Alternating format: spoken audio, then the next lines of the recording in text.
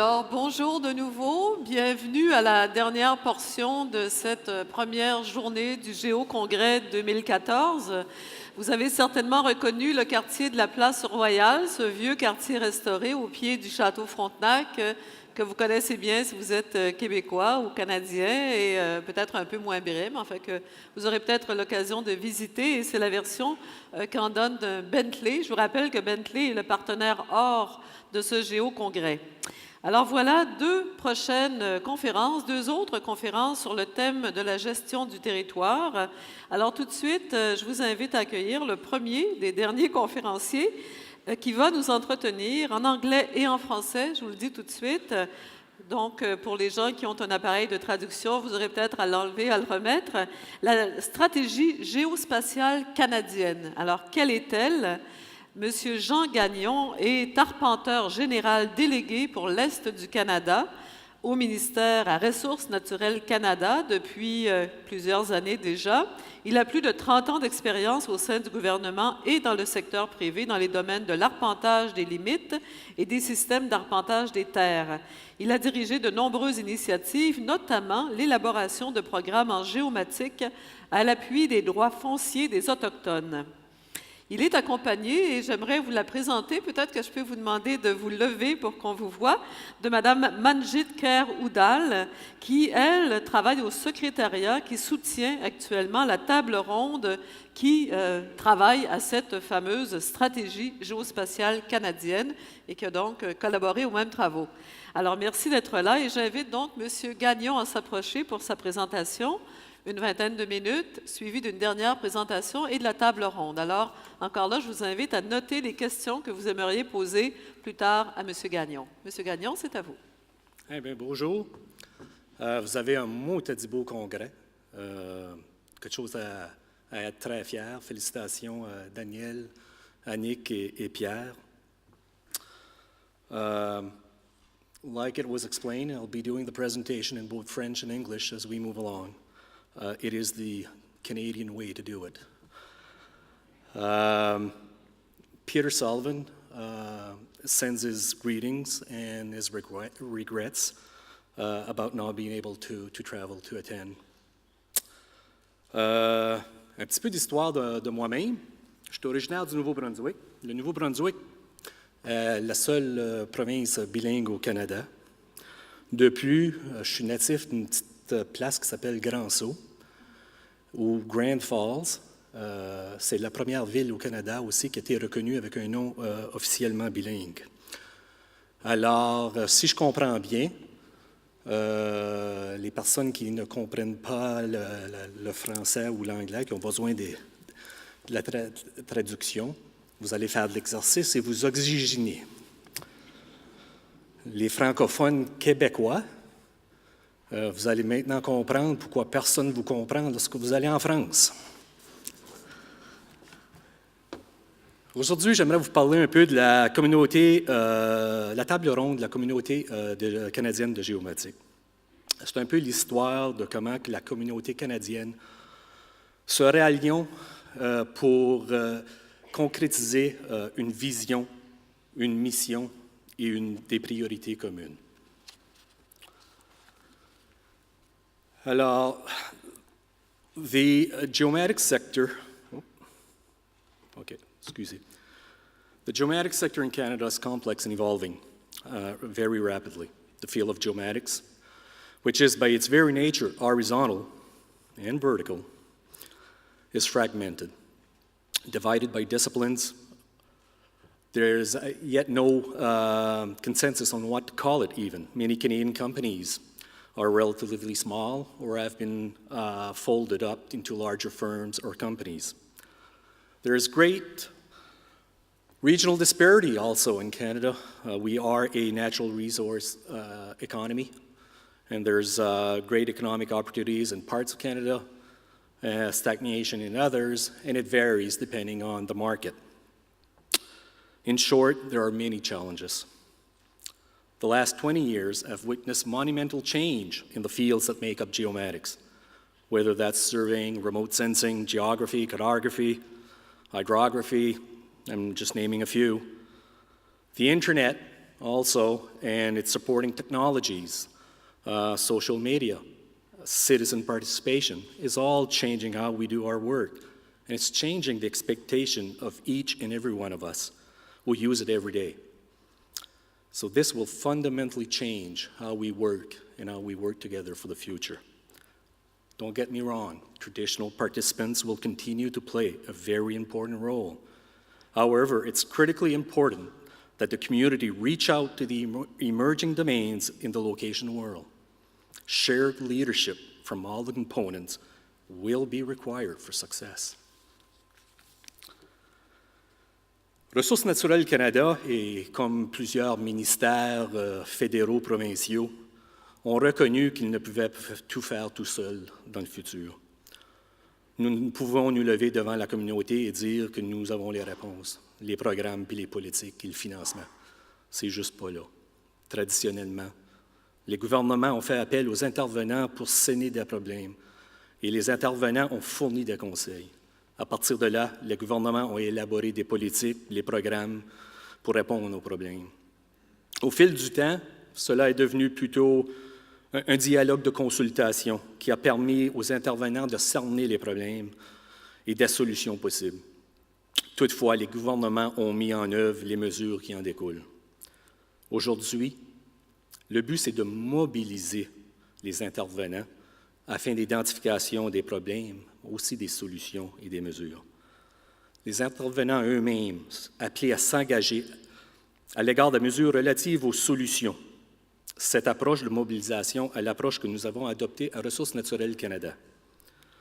On facilite l'établissement de la communauté de géomatique. La stratégie pan-canadienne de géomatique exige que toutes les composantes de la communauté s'occupant des mesures dont elles sont en partie responsables. Ce n'est pas une initiative du gouvernement, ça doit être une initiative de la communauté en géomatique.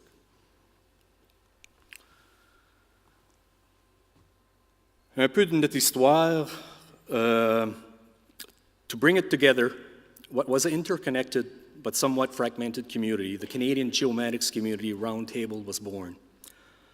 The concept of a roundtable was the result of an iterative approach combined with a strong history of communication and collaboration.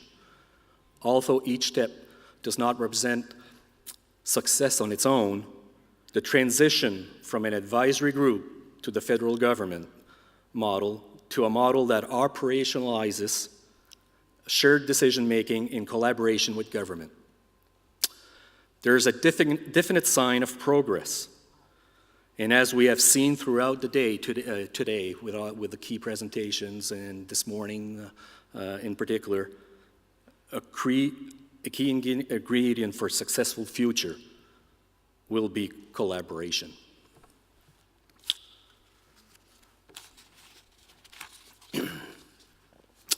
Tout a commencé en 2007 avec une initiative du Conseil canadien de géomatique qui répondait à un certain nombre de facteurs, y compris une recommandation de l'Association canadienne des entreprises en géomatique pour créer une stratégie nationale de cartographie.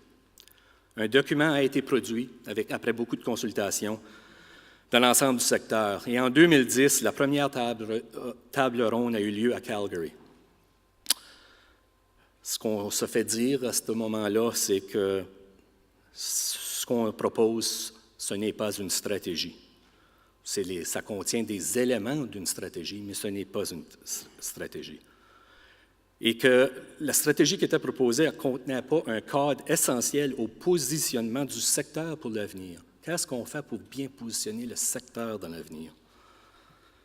Alors, le résultat de la réunion de la table ronde de Calgary, c'est qu'il y a un plan d'action en 6 points qui a été formé, qui est encore une fois plus tactique que stratégique.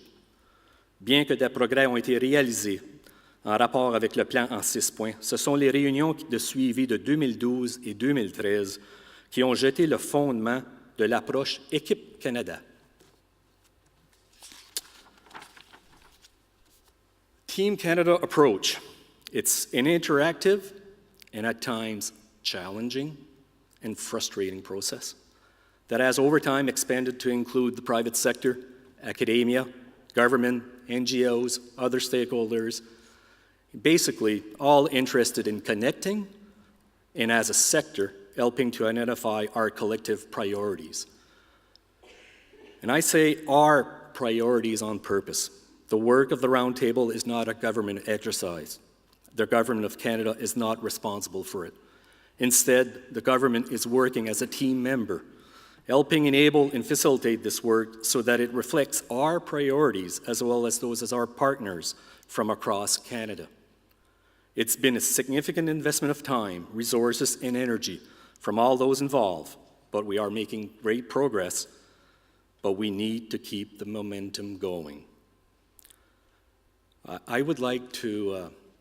J'aimerais beaucoup remercier le travail qui a été fait par le Géocongrès vis-à-vis unifier tous les intervenants. Ce qu'on regarde ici au Congrès, il y a au-delà de 1000 personnes qui viennent des différents secteurs de la géomatique ou de la géographie. On est là, la géo. Et puis, les exercices d'hier qui apportaient différents intervenants dans différents endroits, le geohacking, comment est-ce qu'on peut tous travailler ensemble pour essayer de trouver des solutions. C'est vers là qu'il faut s'en aller.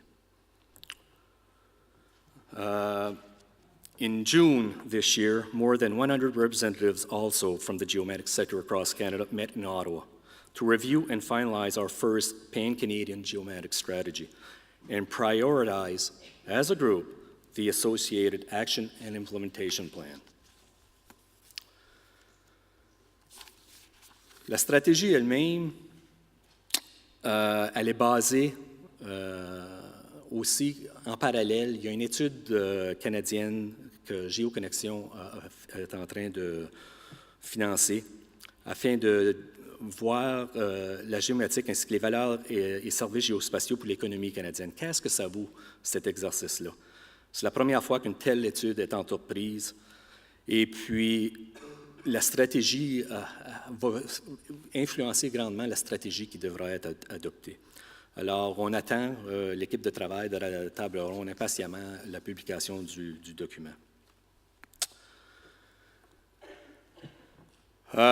So the Team Canada approach has led us recently to finalize the Pan-Canadian Geomatics Strategy and associated action and implementation plan. To move forward as a community, we must address key challenges. It is clear that we have to anchor our identity. We need to build the collaborative frameworks that are essential to address critical issues such as education, capacity building, and defining the optimal roles for government, industry, academia, NGOs that will catalyze the sector. We need to explore and develop means to better access data as an essential fuel.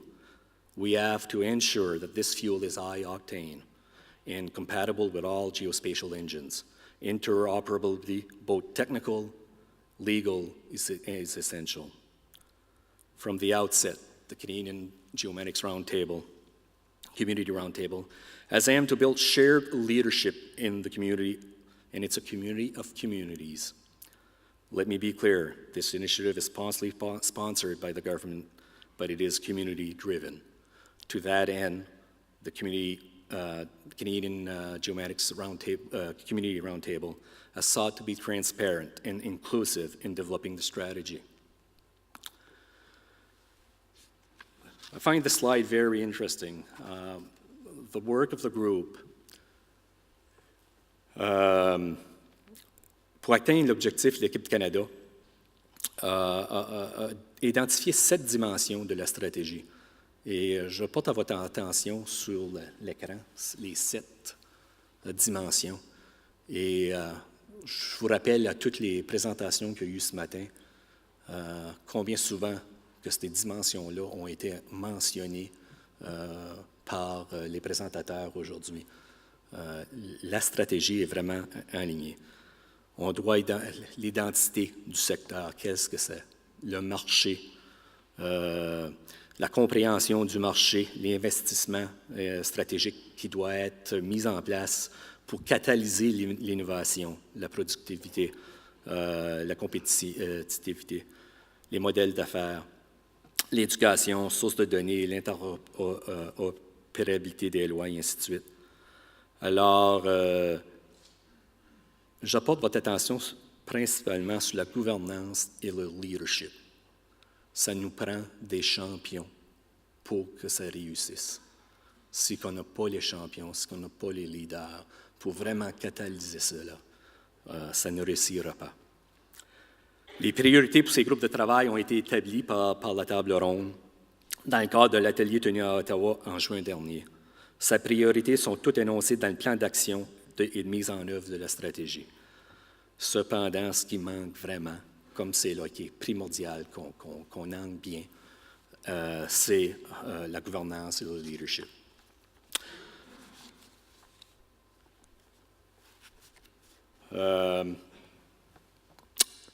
Je porte le site web. Il y a un site web qui a été établi.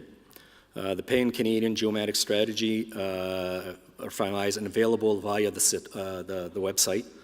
Ça fait, je vous invite à aller voir le site et à explorer et à participer.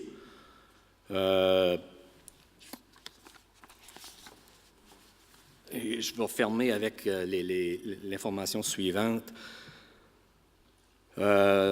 Sociologist David Brain suggests that community is something we do together. It's not a container. Success is therefore dependent on our ability to come together and implement. So right now we are at a crucial place. We're getting on, working with everyone around the round table. The Hub website was launched. Social media feeds are part of it. Twitter, LinkedIn group are used to put information and gather feedback. If you are active in the geomatics community in Canada, we need you. We need you to shape the future of our sector, and please join us. On that, Manjeet is here today with me. We wouldn't be able to do these presentations and the work that's been done so far without a secretariat to support it. And Manjeet is leading our secretariat in NRCan. I invite you to talk with her. She's got really rosy glasses, which is really what we need. There will also be a leadership summit that is planned as soon as the economic study is completed so that we can work our way through from the government side. Merci beaucoup pour votre temps. Vous avez été très attentifs. Et puis... Voilà, merci beaucoup.